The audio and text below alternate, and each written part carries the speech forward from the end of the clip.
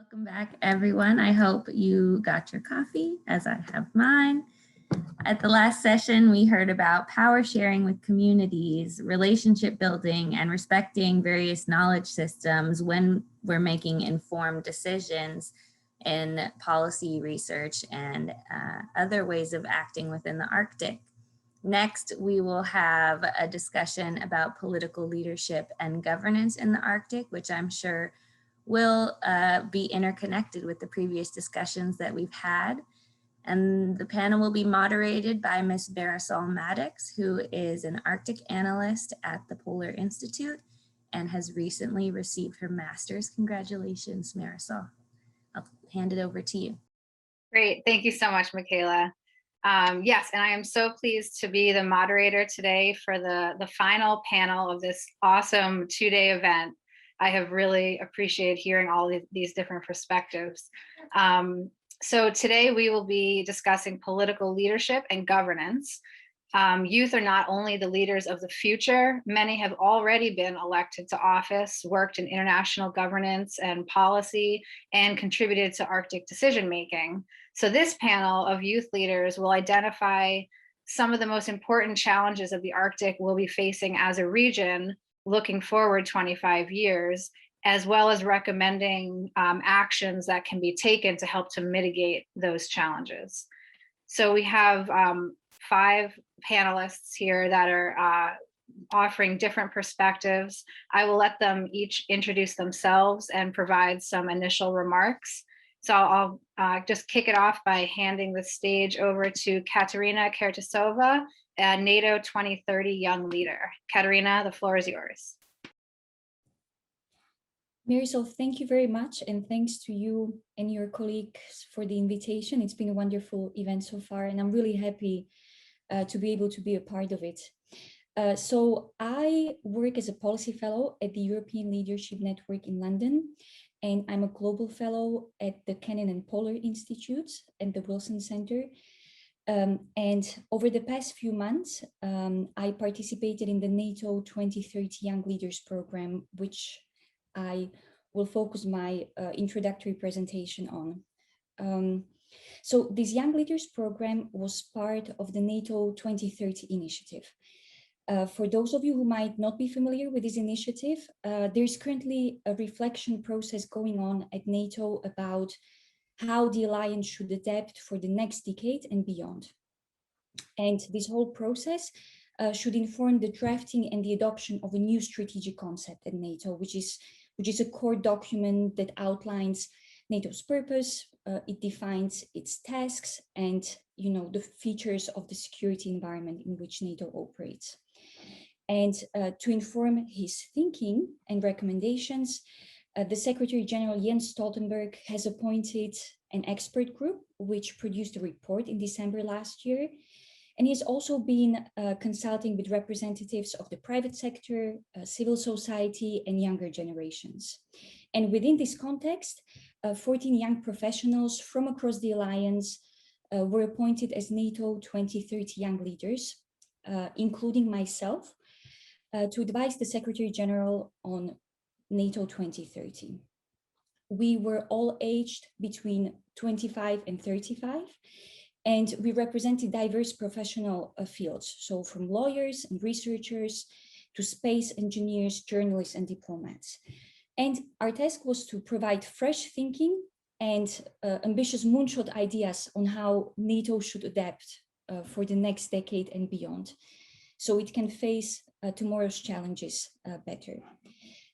Our work focused on 5 themes.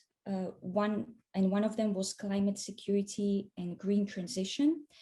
And I was personally responsible for the drafting and coordination of our climate chapter and recommendations.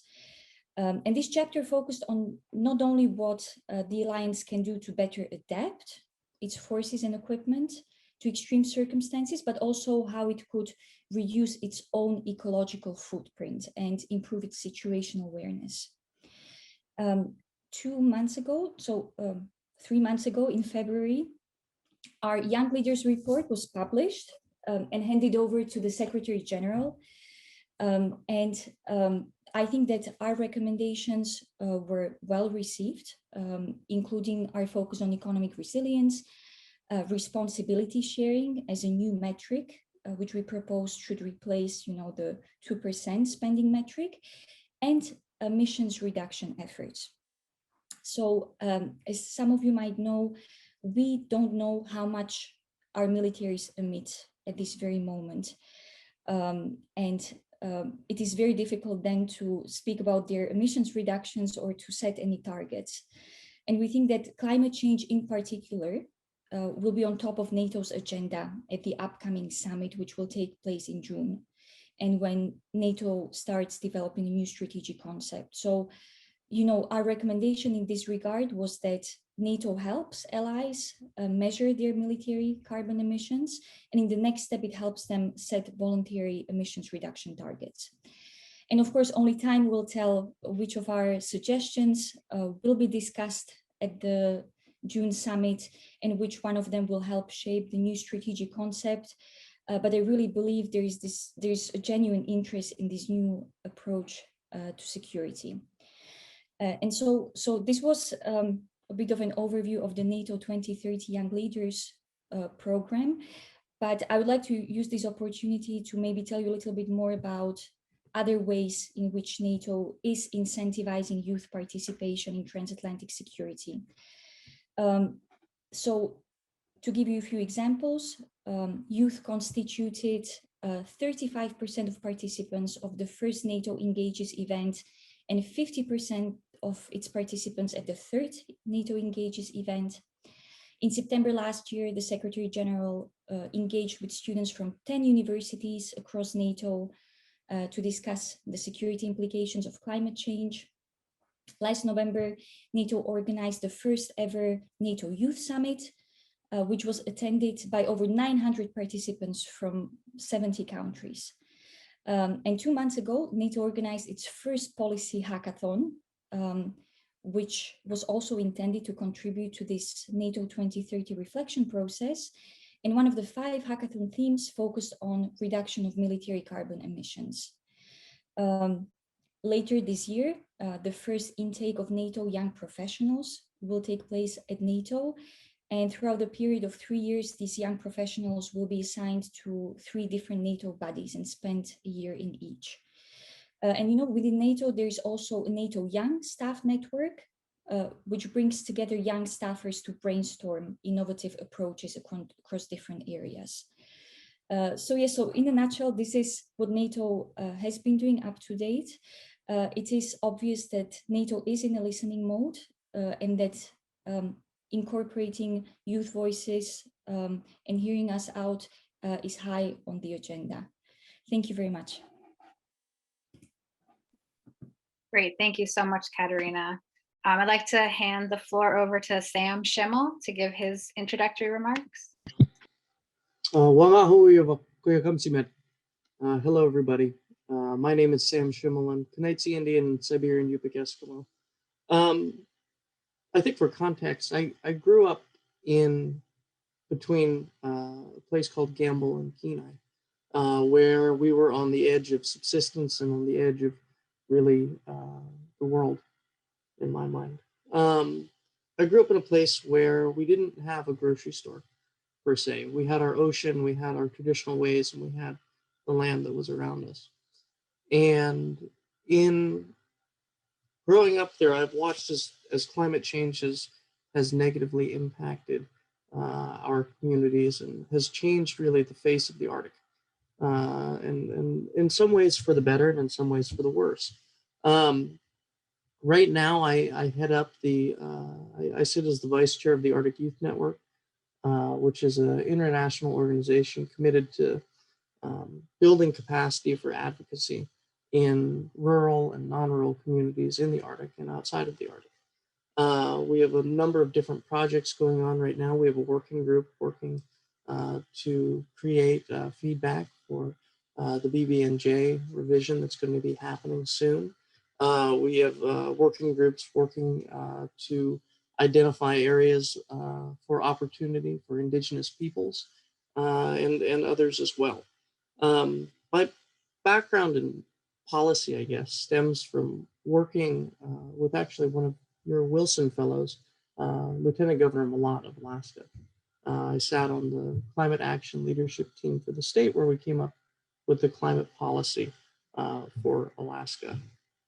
And so in moving forward, I think as we come off that wonderful presentation about civic engagement and about how to best engage in collaboration, I'm reminded of those good practices and hope that they can be carried forward in future policy.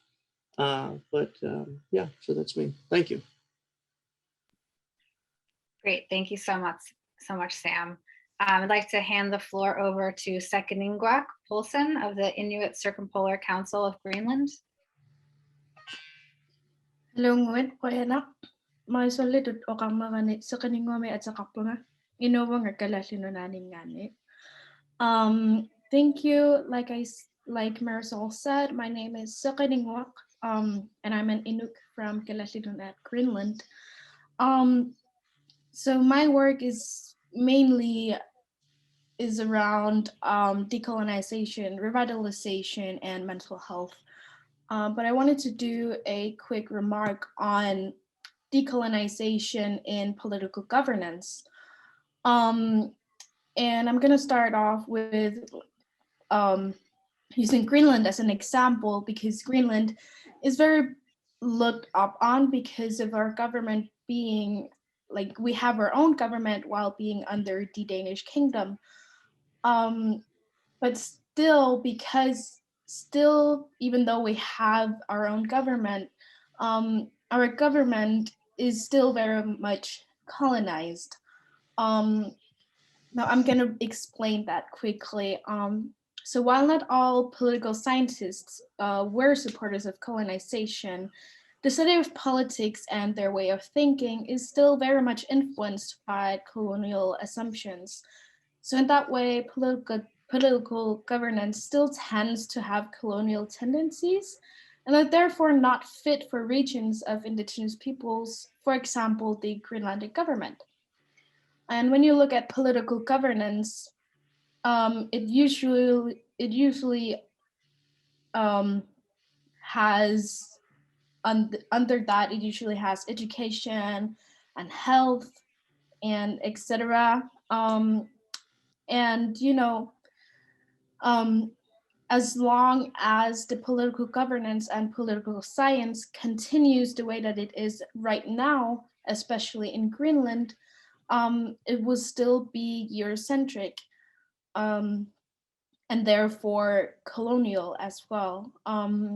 So the concepts of discipline in the political governance, it transposes poorly onto indigenous experiences and practices because they're product of an academic enterprise that comes from European colonial scholars.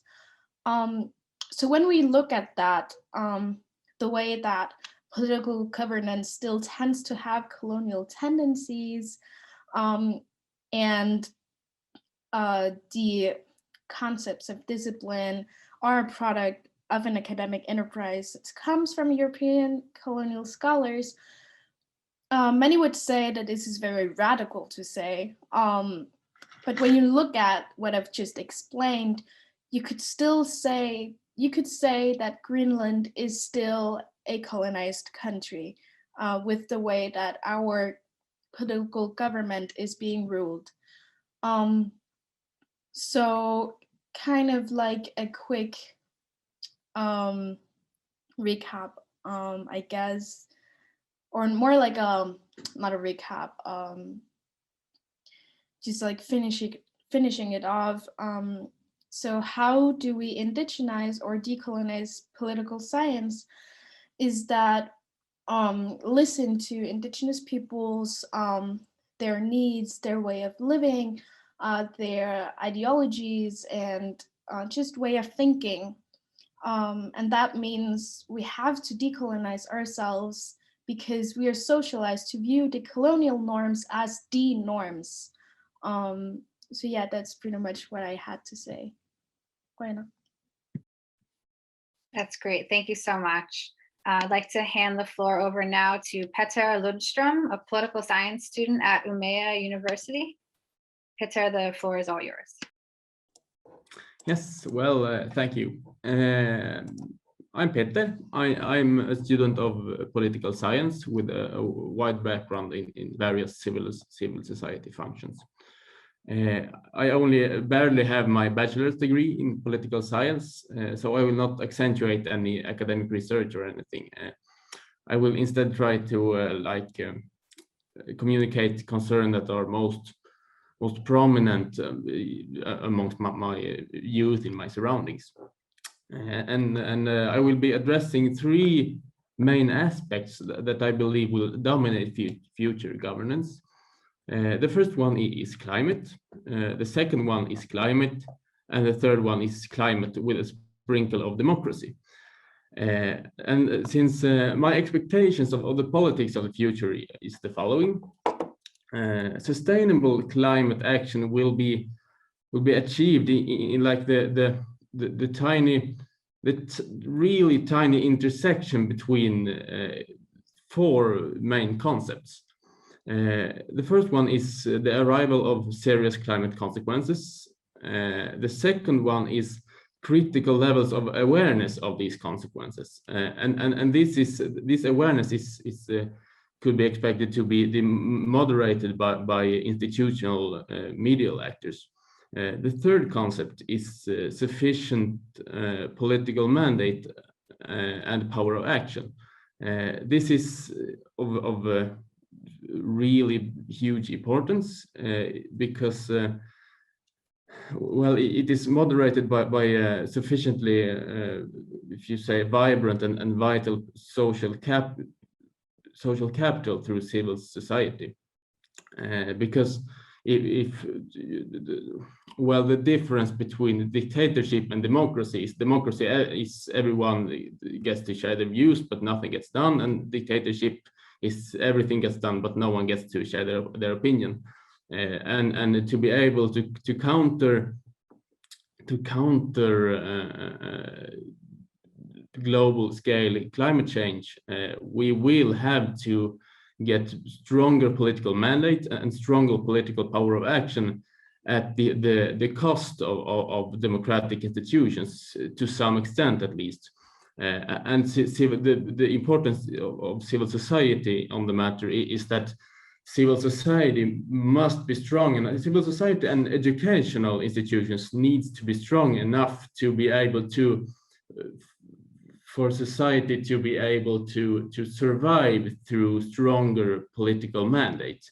And after when sustainable ways of lives are instituted, we can return to more democratic ways of governance. In regards to the earlier panel discussion, I would like to present or pose a definition of some definitions of meaningful engagement as well. Meaningful engagement at one point at least is being taken into account when others make decisions. That's one. And another point, it means getting relevant information in time to be able to respond and perhaps make one's remark in regards to the information. And a third point, meaningful engagement requires the response you make to be able to be included in discussions and regarded in medial forums and in kitchen table discussions and actually make a difference. So this is a number of ways to define meaningful engagement to me. I would like to pick up two questions of order in regards to the earlier panel as well. And first, I want to commend Janelle's presentation, mainly that I think was done mainly without the manuscript.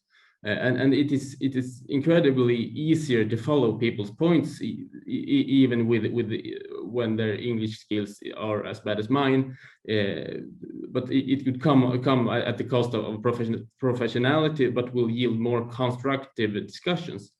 And so I would encourage more people to do that in forums in their presentations as well, in forums like this. And lastly, I would like to point out Desiree's point that he made, that not all indigenous peoples are against economic development. And I would like to raise the question of what practices could be successful in reconciling majority society interests with indigenous peoples. So if anyone would like to pick up the thread on that, I would welcome it. Thank you. Great, thanks so much, Petter. And we will have a chance for each panelist to respond. But first, I'll hand the floor over to Johannes Lundvall, a youth politician of the Lindstrom Alps. Johannes, the floor is yours. Thanks a lot. So my name is Johannes Lundvall, and I'm a 17-year-old boy from northern Norway, from Lyngen. So I am at my second year of general studies at Nordkjosbotn High School, just north of Tromsø.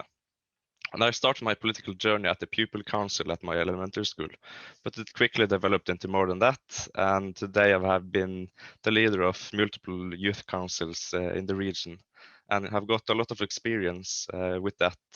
And I've spoken about youth opinions on vital issues for our local communities and the Arctic as a whole.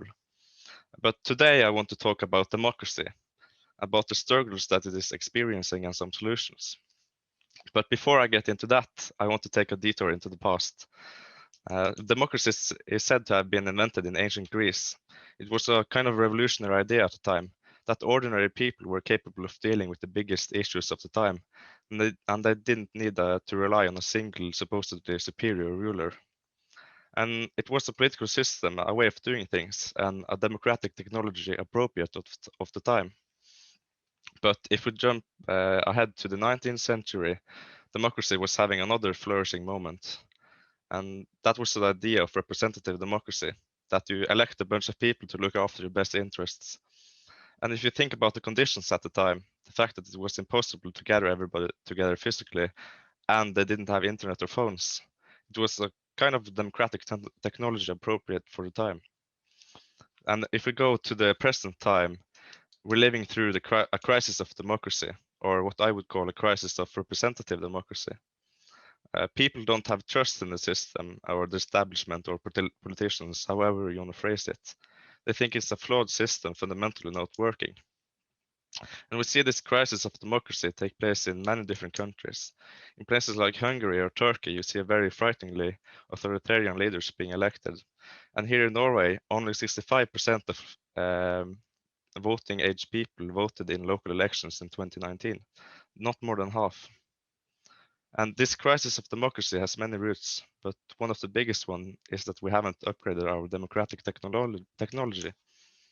We're still too far reliant on the systems that we inherited from the 19th and from the 20th century.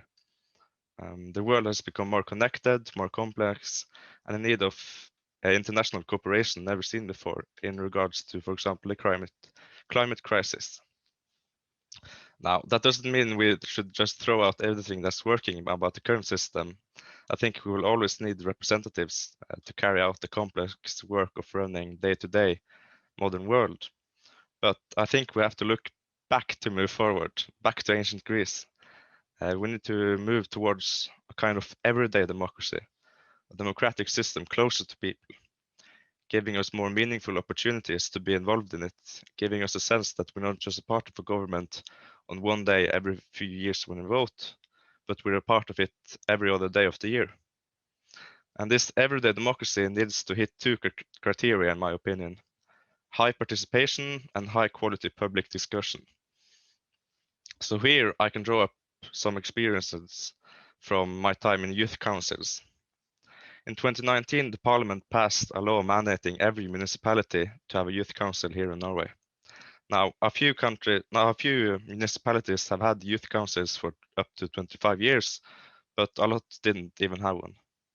So this is a major win for the youth. We get a place to be represented in formal situations. But there's a big difference between having a youth council just to follow the law, just on the paper, and having real engagement and participation in political processes. Some municipalities have a youth council that has no budget, does not have a secretary or adult to help them, and they only have a meeting twice a year. That's not involving youth. Some other municipalities have cracked the code. Their youth council has a large enough budget, a good secretary, they get visits from bureaucrats and politicians, they are put in front of evidence and experts, they get schooling on how to argue and discuss, and involve not just elected youth representatives, but other youth too. And by doing this, they bring key insights in local policies and have made a difference for the better for their communities. Thanks.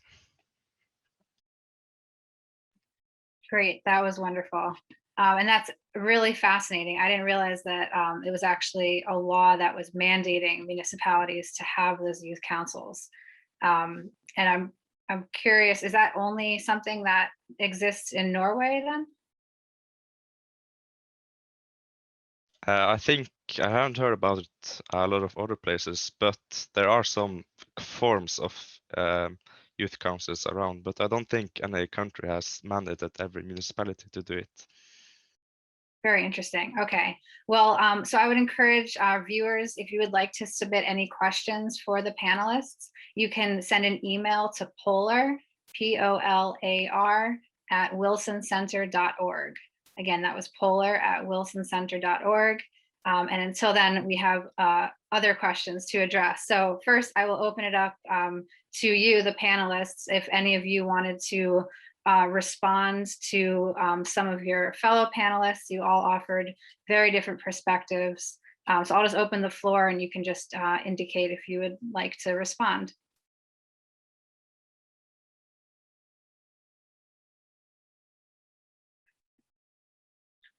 Oh, Petter, are you clapping or raising your hand? Okay. I tried to raise my hand, but Okay. I don't know if I pressed the wrong button or something. Go ahead. Yes, well, in regards to Johannes' interesting criteria of this mode of democracy, you described high participation and high quality public discussion. I believe there are three main ideals of democracy that we try to achieve when we institute democratic governance. One ideal is electoral democracy, where everyone gets their share of the vote, and like the representative. How should I explain it? You don't participate in the governance, but you elect your representatives, basically. And another one is deliberative democracy, which relates to this high quality public discussion. And I believe there is one ideal that I cannot think of at the moment, but that completes this. I think it is participation, electoral, and deliberative. That are the three main categories. And one main problem, I myself believe that this high quality discussion is like the fundamental drive of every democratic country and every democratic effort. And when you look at social media and the idea with social media in regards to democracy was that now everyone gets a forum, everyone gets a place to share their views. It is you are not only referred to the media, but you can write what you want on your own without having any gatekeeper regulating what you say. So social media, when everyone gets access to social media, we expect that everyone it would be democratic and it would be constructive. But if I look at forums at social media, the tone and the discussions and the number of participants and the fact that most people commenting on Facebook forums and such are a very small minority and represents a very, like most normal people don't actually engage in social media discussions because of the tone and the problems with racism and problems with misogyny and such things. How do you think, you Johannes especially, but you others as well, how do you think that the problem of social media and the problem that social media did not become, when everyone gets to say what they want, it did not become this democratic ideal, this democratic paradise, but a problematic arena instead? If anyone has any thoughts on that. I just have like a quick regarding this whole like that social media is open for all to be democratic and speak on their values and opinions and such. This is a very big privilege to white people or Western people specifically, because us Indigenous peoples and people of color are very much active regarding our issues and what things we want to be right or changed or such. But the problem is that social media tends to completely wipe it away every single time. So recently, May 5th, we had the International Day of Missing and Murdered Indigenous Women. And I participated in bringing up information about what this is all about, what the day is about, and that this is a very huge issue for Indigenous peoples. And the next day, all of us on Instagram, Twitter, and Facebook woke up to all of our posts had been removed by Instagram, Facebook, and Twitter. So personally, I would say that like when it comes to political issues or issues in the Arctic, it's a privilege to be able to speak upon your issues and not just something you can do because it's always ignored or completely wiped away when you're Indigenous or a people of color, a person of color.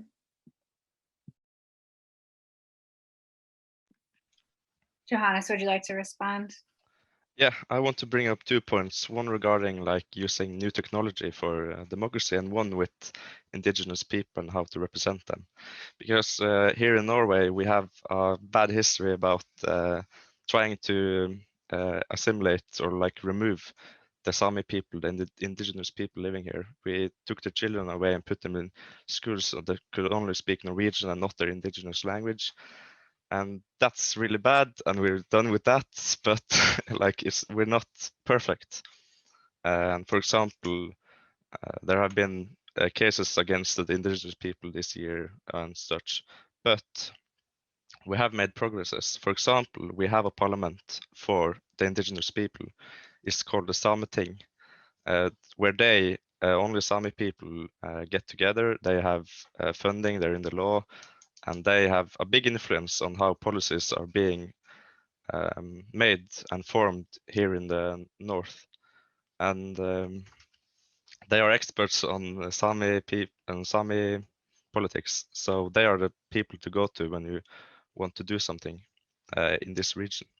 And regarding new technology,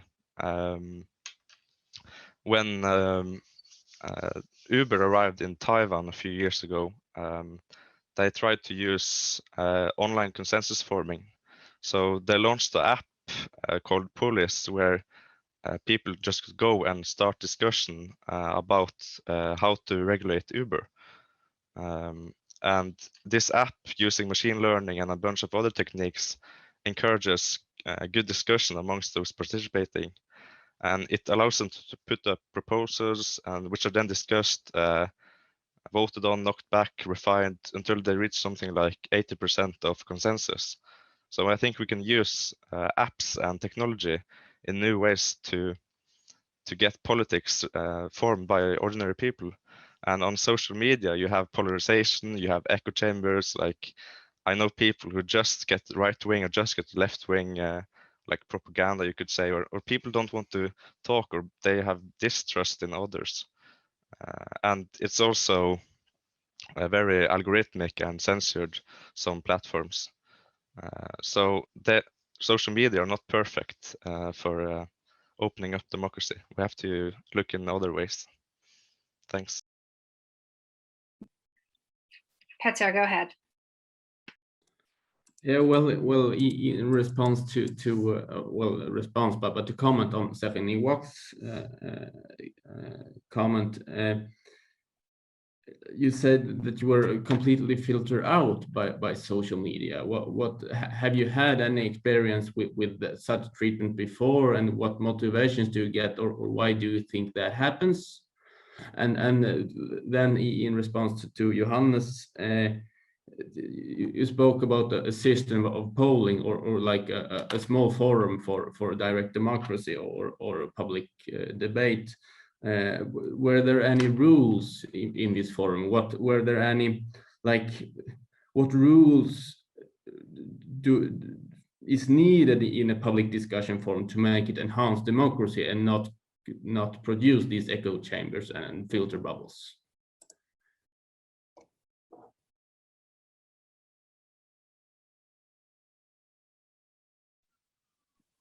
Go ahead, Johannes, and then we'll go to Sam. Yeah, so by, for example, using machine learning to get people with different opinions to meet each other, and having rules like you need at least 80% consensus or higher, because we don't want just 51% of people agreeing on something. That's very sliver. And so I don't know the technicalities of how this app works or that, but I think it's a key way we can increase democracy. And sorry, let me actually go to Second Ingwak first to let her respond, and then we'll go over to you, Sam, if that's all right. Okay, so to answer your question, the short answer is yes. This happens all the time, every day on social media. For example, last year, all Indigenous creators who, sell jewelry or merchandise or such as a way of living on social media, all of a sudden were just deleted from Instagram.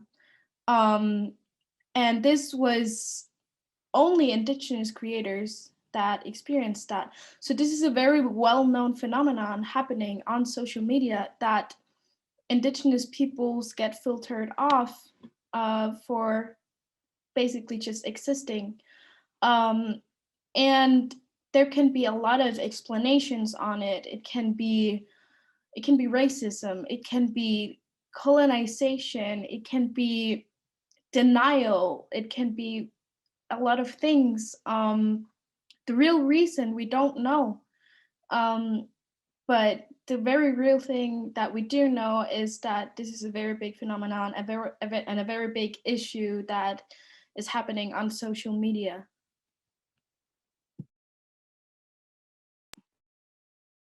Sam, over to you. Thank you.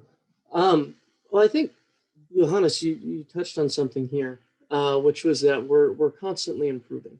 I think, well, actually, I know one of the major barriers that's faced, at least in the rural Alaskan Arctic, is transportation. It is objectively hard to get from point A to point B when you have to take small planes, boats, and sometimes snow machines to get around. And so what's happening now, especially, well, there's been a number of things that have been happening right now. But one of them is that during the pandemic, we've seen this switch to online resources. Now, broadband connectivity is not good in rural Alaska. It's not good in a lot of rural Arctic places, but it's improving. But what is happening is that as our communities are getting connected through the internet, through social media, and through access to technology, we're seeing collectives build, we're seeing coalition building, and we're seeing the ability to consolidate a native voice policy. Just recently, I head up the youth planning team for the National Tribal Climate Change Leadership Summit, which is a summit that seeks to bring together rural communities, Native communities, to talk about the issues of tomorrow, to talk about what can we do in terms of climate action today so that we can set up our future generations for success. And this means that we have discussions from things of how to invest in green technology to how do we make sure that we're able to collect our subsistence foods this summer. But throughout the process of organizing that summit, we've seen that our communities which would not have otherwise been able to connect with each other, are able to do so over the internet, are able to do so over Zoom, like what we're doing today. I'm pretty sure that many of us would not be able to make it to Washington, D.C. today to sit down with each other and have this conversation. And so we're moving in the right direction in terms of different means of communication and things like that. In terms of social media, though, it's a powerful tool. I don't know if it's best fitted for policy decision making, but it's certainly a place for education, a place for organizing. Just last month, there's a poster actually right there, but I worked on a project to bring 16,000 pounds of salmon, one of our traditional foods, to elders and people and Native community members in need in the Anchorage area. The organizing for that was done pretty much all over Facebook. We were able to reach our communities that way. And so as we move forward into the future of the Arctic, I think we're going to see a heightened importance of internet and connectivity and of technology in building coalitions and making effective policy. Thanks so much, Sam. And I'd also be really curious to hear, maybe I'll pose a couple questions out there and let people think about them while others are responding.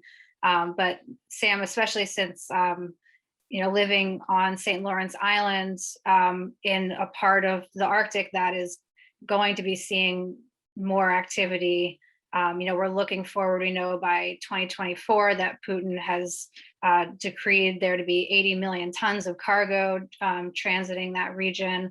And, likely a good percentage of that would be going through the Bering Strait and just seeing more around tourism and all of that. So how can you, looking forward in terms of, the policy responses of understanding these communities that, as you mentioned, are at the front lines of climate change, having to deal with both the physical impacts to land and communities, but also to the subsistence food and gathering and traditions and all of that part of identity, which is so important for persevering through intergenerational trauma, which is a very important component of identity. And so if you could maybe kind of reflect on how you see the policy, like what are some appropriate conversations that you think either are happening or that should be happening, or where do you see a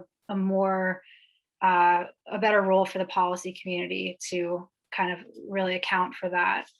And then Katarina, for you, I think it's really interesting to kind of zoom out and look at a large organization such as NATO.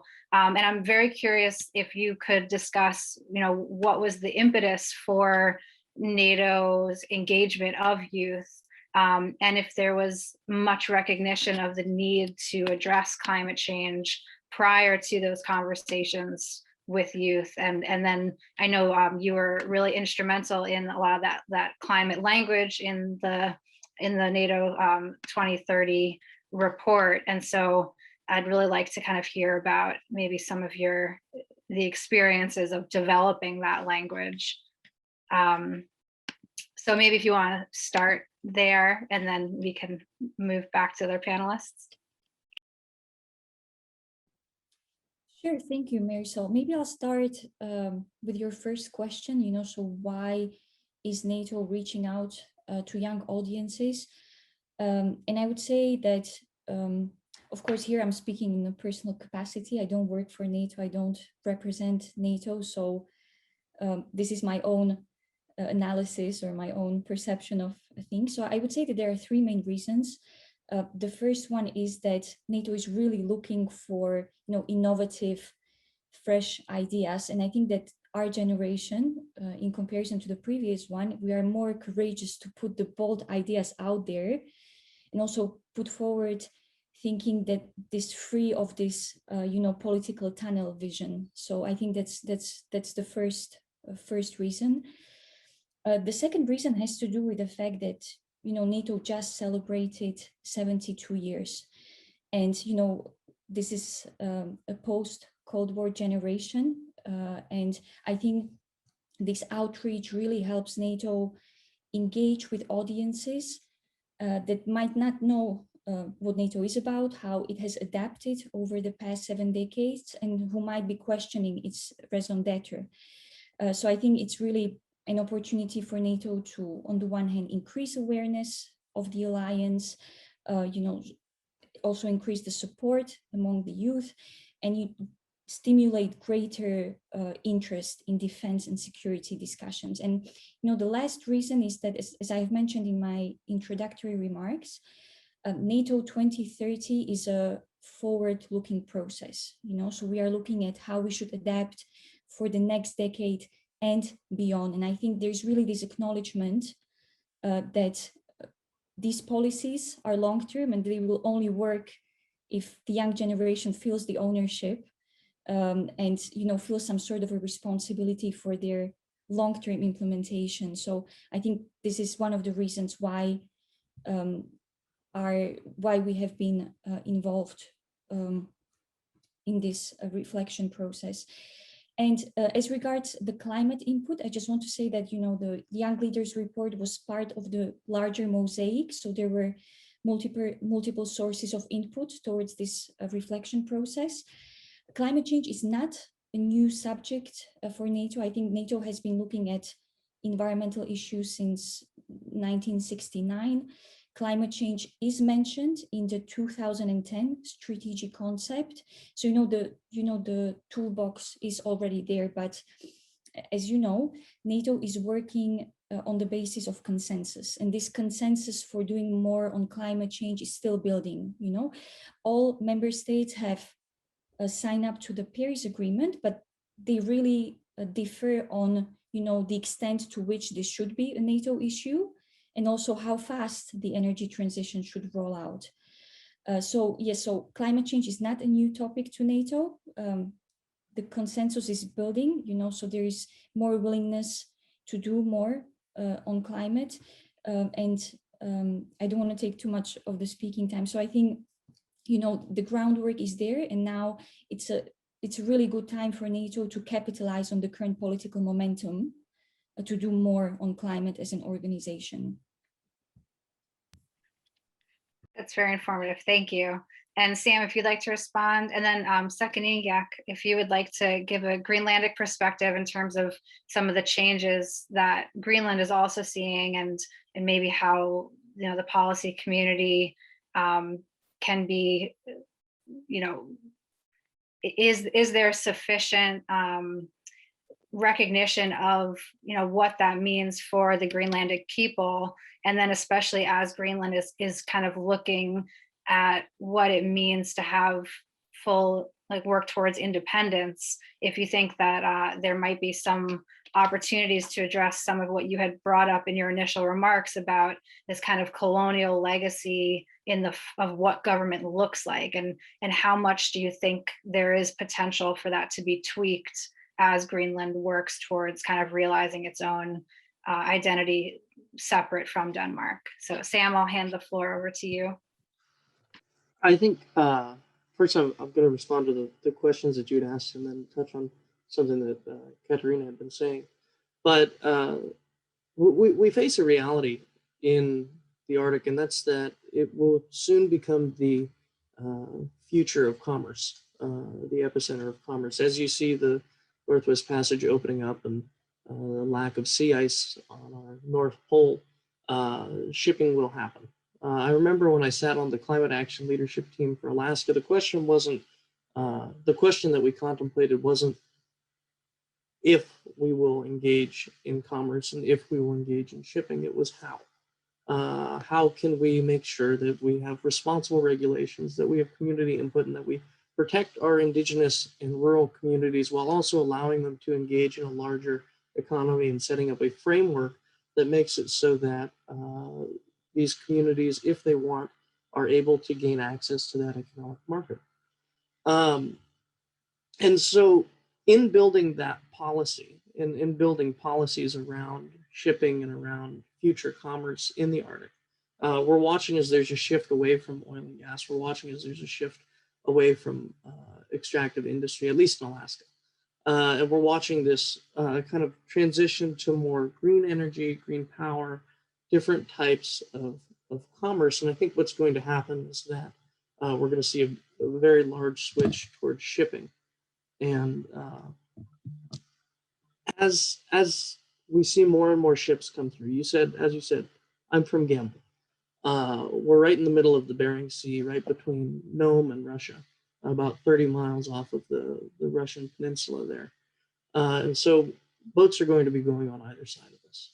This was a major concern under the Obama administration, and it led to the creation of the Bering Sea Resiliency Order, an executive order that made sure that there were set-asides and protections around Indigenous whaling communities and others that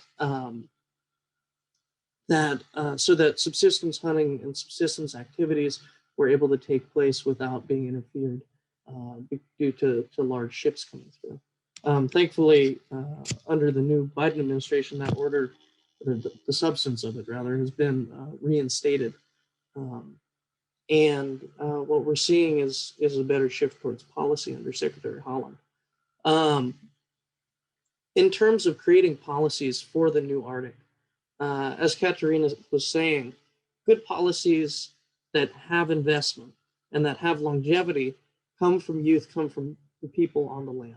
A top-down solution does not work when you have small dispersed communities, and it rarely works either way.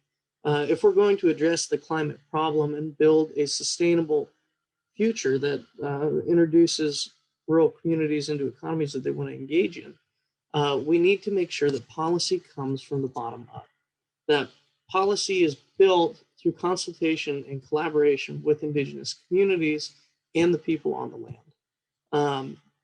And so I think you're going to see a wonderful example of it. One of the things that we used in creating the climate policy for the state of Alaska was the LEO network. It's kind of a dispersed monitoring system that allows users in rural areas to make posts about environmental phenomenon that they're seeing take place. In years past, they posted about things like bird die-offs near St. Paul, sick seals in the Bering Sea, strange marine life up towards Uktiavik and other pieces. And so you're going to see, I think, this shift towards dispersed monitoring sorry, our power just went out. Dispersed monitoring for our communities, and that will influence policy in a positive way.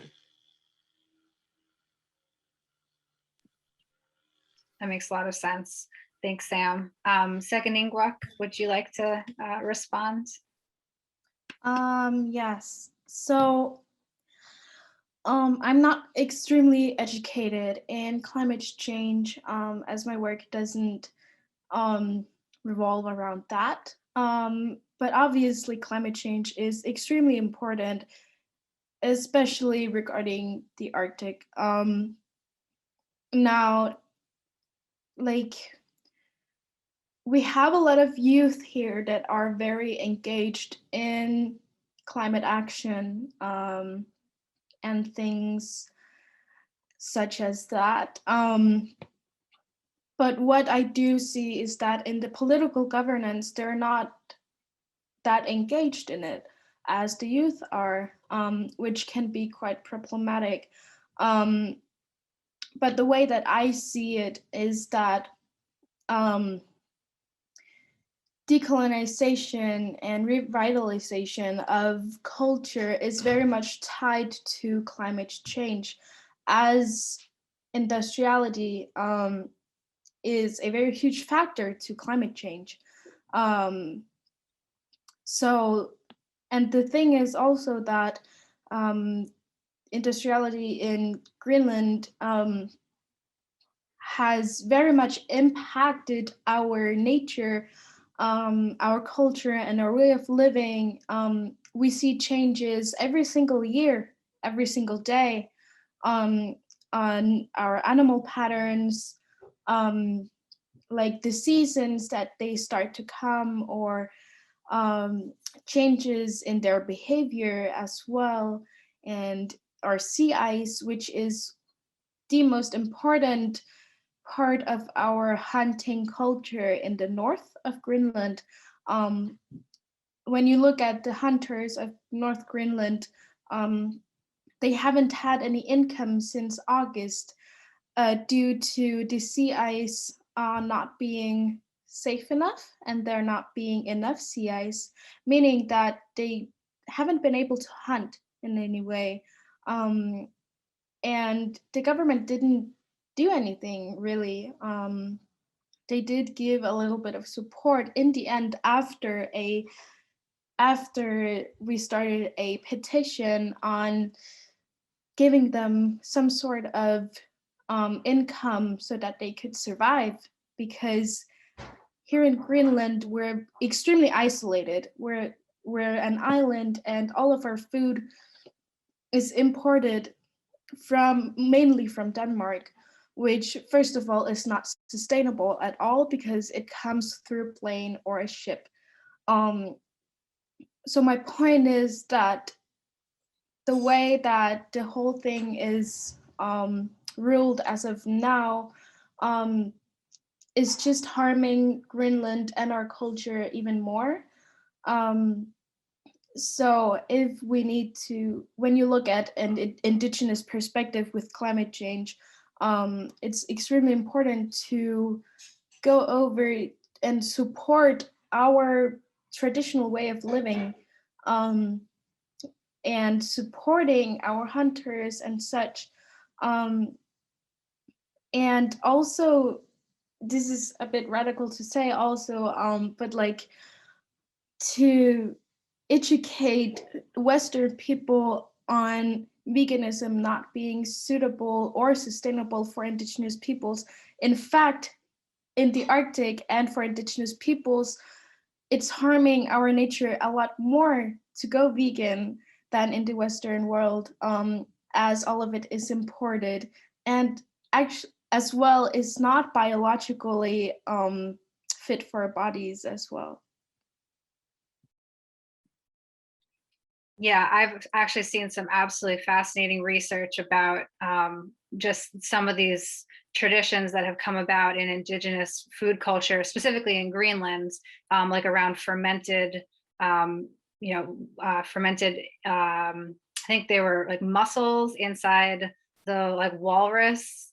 And that's something about the stomach acid actually like created vitamin C, so they would get vitamin C in the winter, and these are things that science is just now discovering, right?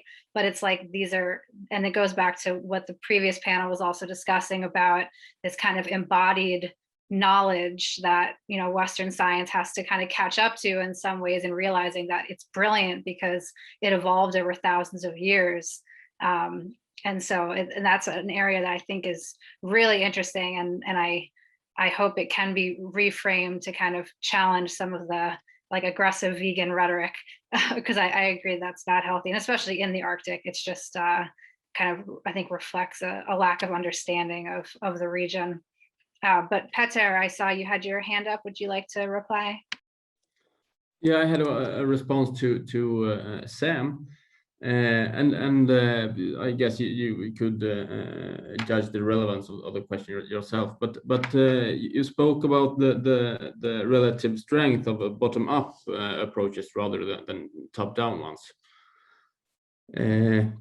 how would you yourself devise examples of bottom-up approaches in governance mechanisms in Alaska on climate or environment, for example? Yeah, I think that there's a few good examples of it.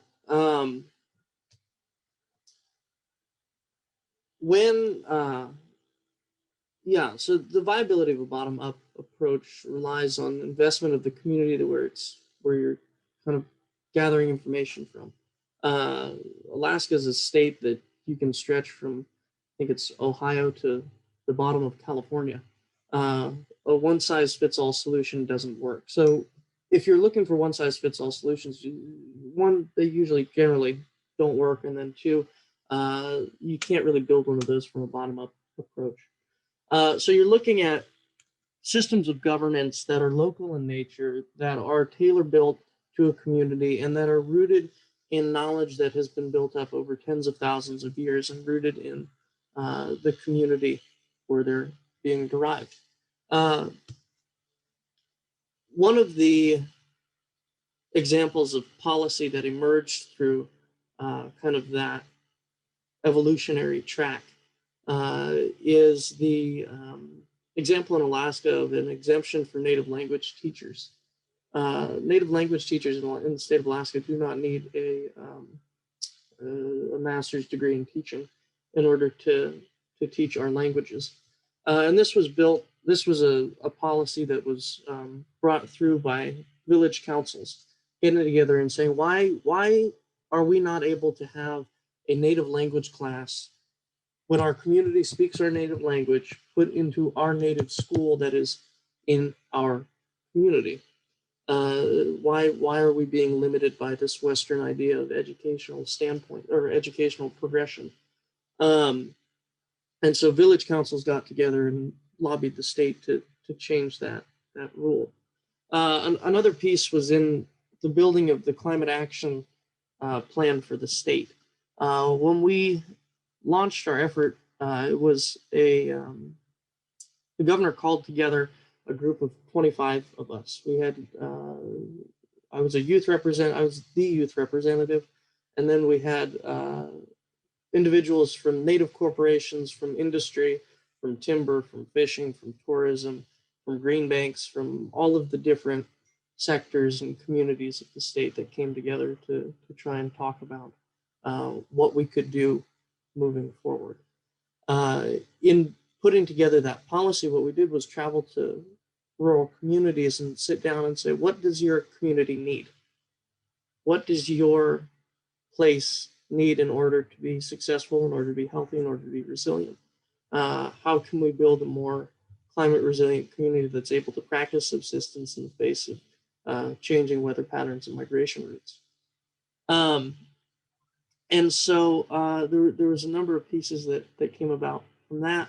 One of them was a new way of trying to appropriate funds for communities facing food insecurity as a result of poor subsistence hunting. And yeah, but I think in terms of larger international action or larger, speaking in broader terms rather, about good policy. When it comes to making policy, sometimes the 2 points don't align. The government doesn't align with the need. And in order to prevent that from happening, there's a really simple question that can be asked before policy is made. And that's that you ask a community, what do you need? And what is the problem? Because you see a lot of different solutions for problems that don't exist, or solutions that don't address the real issue in a way that's beneficial for the community. And so that's what I mean by when I'm talking about from the bottom up.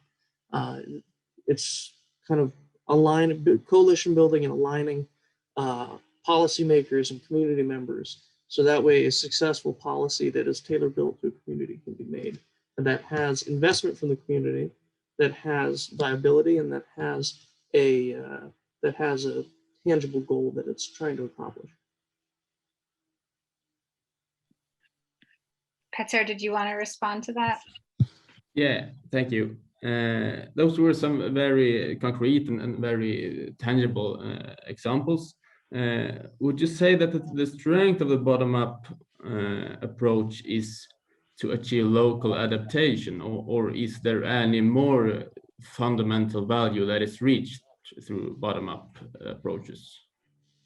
Well, I think aside from, I think good policy is an end in of itself. But what it does do is it builds a more engaged population. It builds hope for a community, and it provides opportunity. As Second Ewok was saying, a lot of our communities are subsistence communities. We rely on hunting, we rely on fishing. There isn't very much economic activity that happens. And so you do see the intrusion of alcoholism and drugs into a lot of communities that aren't tied to culture, that aren't tied to work. And so when you bring a community together to work on an issue, what you're doing is you're taking, the way that it was put to me by one of my aunts was that if you're busy, you don't have time to mess up. And so by building and creating community collaboration efforts to find policy solutions, when you're engaging the whole population, you are letting people have a stake in their future. You're letting people advocate on behalf of what they want their community to look like. And if you want your community to look a certain way, you're going to conduct yourself in a certain way. You're going to try and further the goals of that community. You've invested time, you've invested things. It's not just somewhere that you live. And so I think that is another outcome of these bottom-up policy solutions, is that youth are engaged and the whole community is engaged. And I believe Johannes would like to respond to that, and then we'll go over to Second Ewok. Yeah, thanks. So the Arctic faces a lot of challenges. For example, the climate crisis, which we will get like the double penalty of because we're so up north that the permafrost is gonna melt and the ice is gonna melt, so more sun is gonna get absorbed, and maybe the Gulf Stream will disappear. And we also have problems with depopulation, infrastructure, not having jobs and welfare to all. And insanity is doing the same thing again and again and expecting different results. And I think we need to expand and develop the democracy to do that. A bottom-up approach could solve a lot of these issues or help. For example, on climate policies, we need policies that people will support. And if you bring a lot of people, like for example in France, the government wanted to jack up the CO2 fees on gas, and people went crazy, the Yellow Vest episode. And the government answered this by putting down a citizens' assembly or a citizens' council with 150 randomly selected but representative citizens. And then they looked at the facts, not blinded by either ideology or wanting to get re-elected, but they looked at the facts and put down 50 proposals for getting the climate crisis solved. And I believe we have to look at people, or we have to involve people in making policies, because we have the facts. There's no amazing revolutionary revelation that the climate crisis is here. We know about all of these problems and possible solutions. And what we need is leadership that takes action while listening to local inhabitants, while listening to youth, while listening to indigenous people and science. We don't need to invent the wheel or fire again. We just have to go out there and start the fire and roll the wheel. All right, I'll hand it over to you, Second Ewok, for your comments. Thank you. So this is a comment to Sam regarding like Indigenous people not being tied to their culture and mental health. So like I said in the very beginning, my work revolves around mental health and decolonization. And so I'm just gonna like, so, as an Indigenous person, my everyday life is literally alcoholism and abuse and neglected children and suicides. I have too many people and friends who have gone through suicides or are suicidal, and this is because of a system that fails the people, and doesn't have, it's a lot of intergenerational trauma that goes through all these generations due to colonization. And this is again the thing with why decolonization is so important for political governance. And again, why when talking about climate change, it's so important to talk about Indigenous peoples and their culture and their way of living, because there's a saying that I really, really like, is that how does it go again?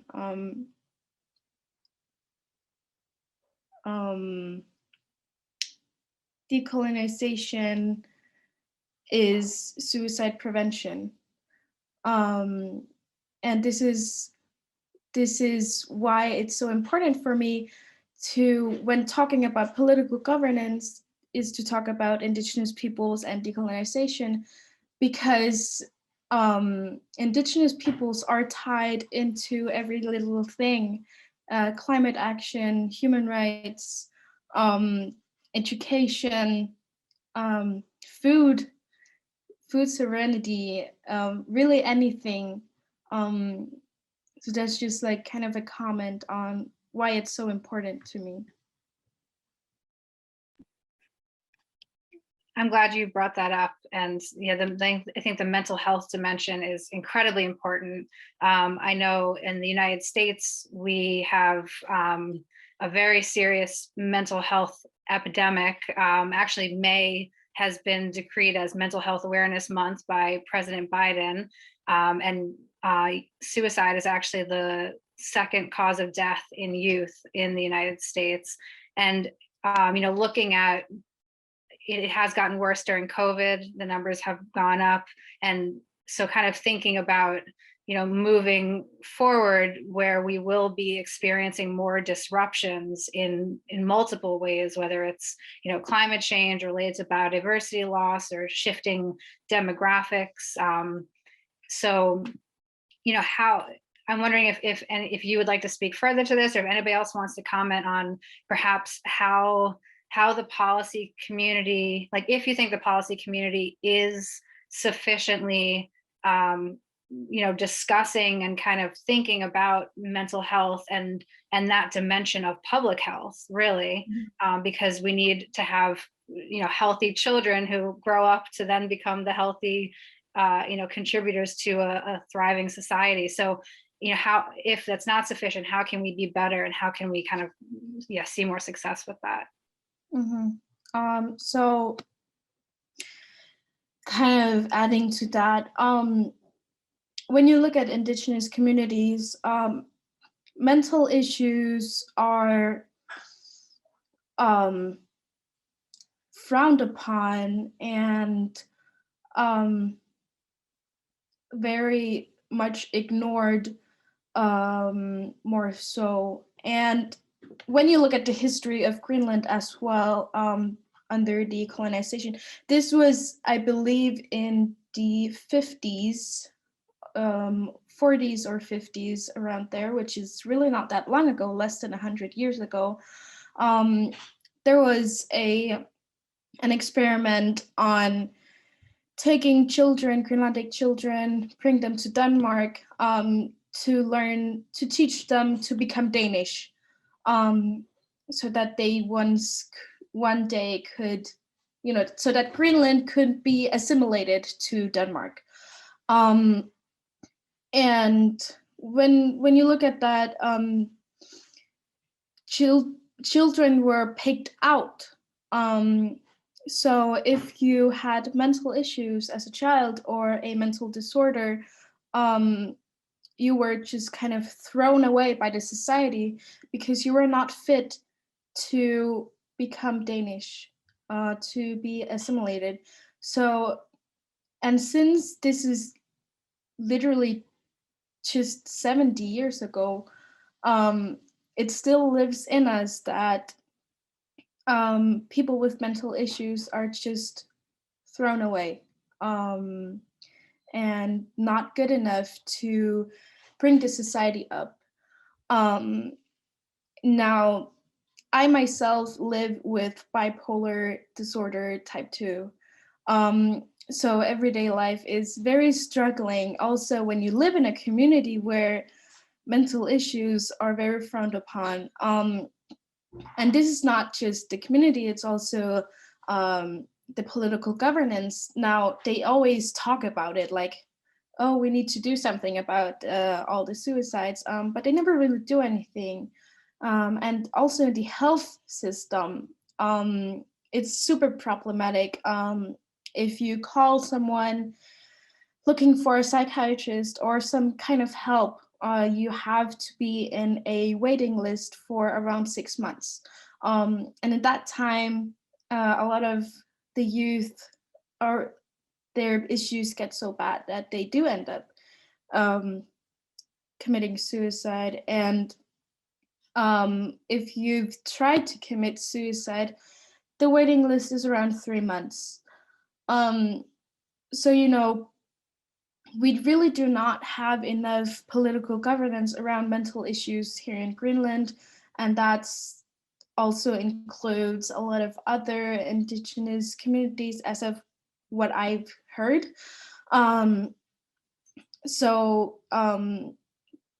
Like there is definitely a huge need for a much more sufficient political governance on mental issues.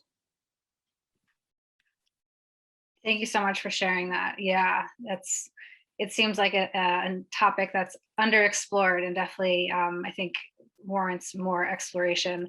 We are definitely over time a little bit here. So let me just quickly, I do want to kind of pivoting from that, I do think it's important to kind of end on a positive note, because I know those issues are really heavy in a lot of ways and very personal to, to all of us.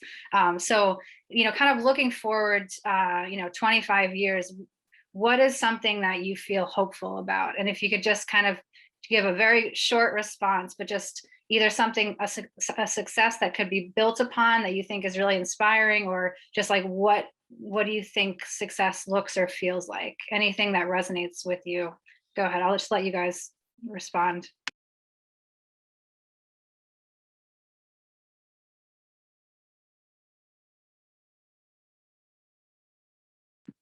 Go ahead, Johannes.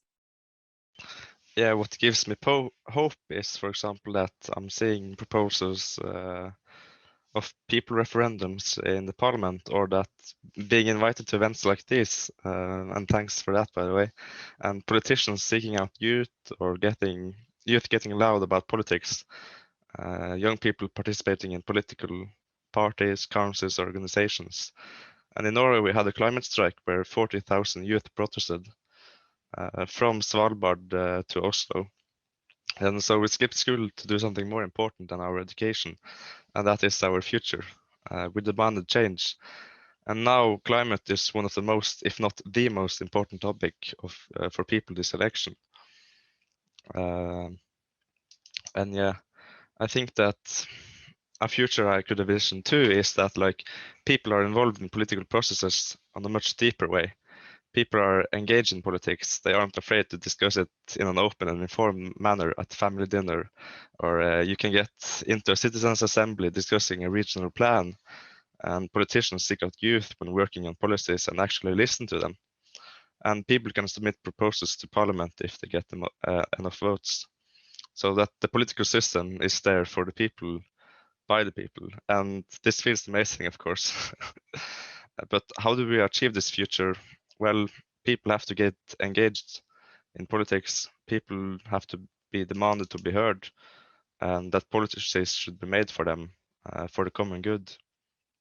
And showing people that it's possible to change society for the better.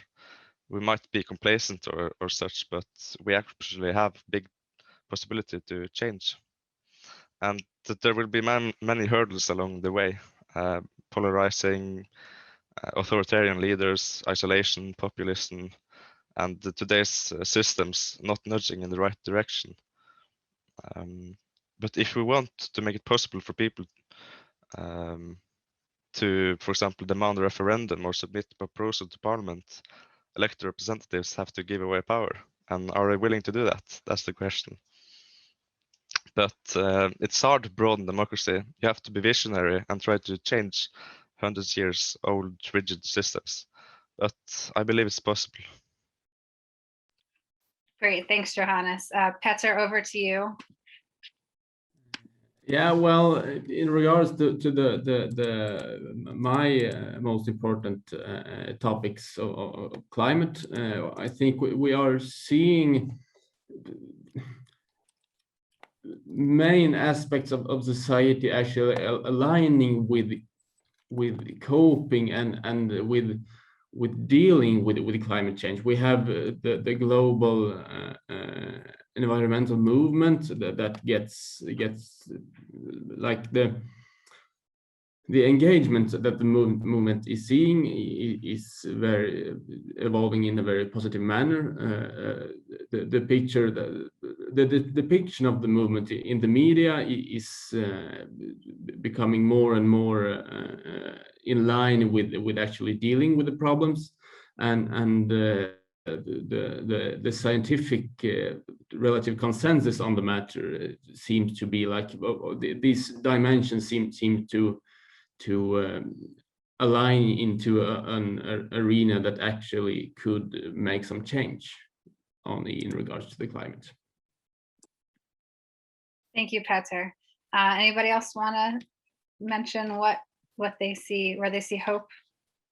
I think, as I said previously, the Arctic is going to become the new center of commerce. It's going to experience growth in a lot of ways. It will be interesting to see how Indigenous communities like mine are able to engage in those new opportunities and able to adapt. There will be certainly struggles, and there will certainly be bad things that come with these changes, but I think we should look on the bright side and see what we can build. Thanks, Sam. And anybody else want to apply? Katarina, go ahead. Maybe just briefly, I think this two-day event gives me hope, you know, the breadth of ideas and fresh thinking, the ambition that young people show, and also seeing that both the governments and, you know, international organizations are in a listening mode.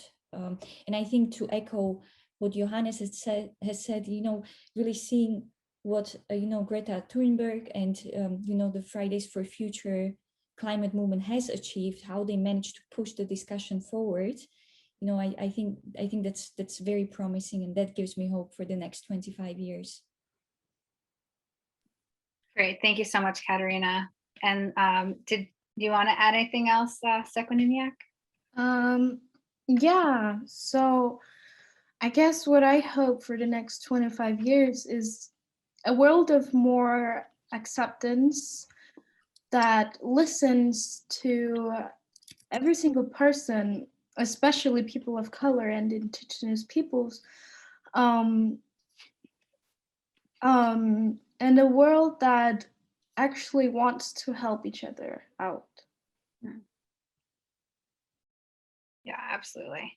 All right, well, I want to say thank you so much to all of you for joining us. Michaela, you have done an incredible job putting together this 2 days of events. I'll hand it over to you and to close us out. Thanks again, everybody.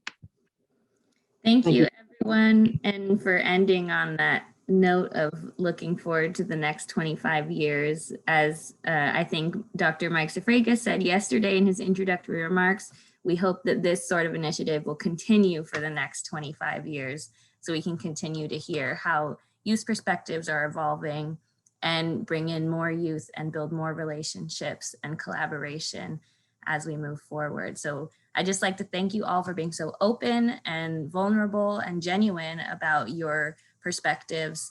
And I think that hopefully this will open hearts and open minds across DC and across the world. So thank you, everyone. Have a good evening.